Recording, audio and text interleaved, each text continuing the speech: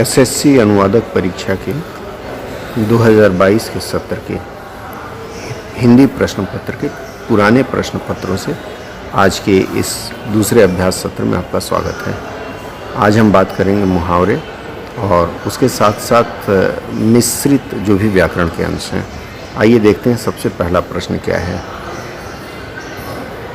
सबसे पहला प्रश्न है, निम्नलिखित में से कौन सा विकल्प सुमेलित नहीं है।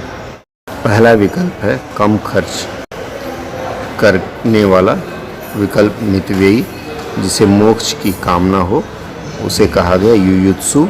उसके बाद तीसरा विकल्प है बचपन और जवानी के उम्र के बीच की संधि, वयः संधि। और चौथा है खाने की इच्छा, बुभुक्षा। देखें विकल्प क्या है। इसका विकल्प है जिसे मोक्ष की कामना हो, युयुत्सु। ये गलत है और प्रश्न किया गया है जो सुमेलित नहीं है, तो इसी को चुनेंगे। अगला प्रश्न देखते हैं। अगला प्रश्न कहता है अनिर्वचनीय का सही अर्थ क्या है। पहला विकल्प बढ़ा चढ़ाकर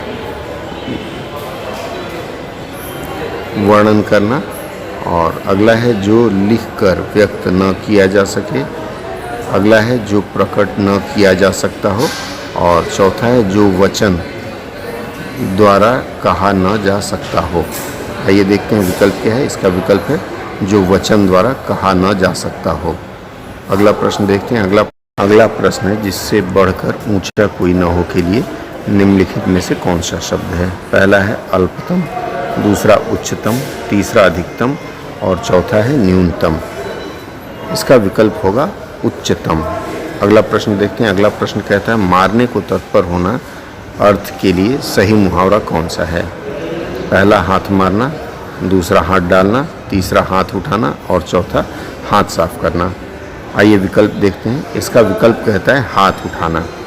अगला विकल्प देखते हैं। प्रश्न है एक देश से दूसरे देश में माल भेजना के लिए निम्नलिखित में से कौन सा शब्द होगा।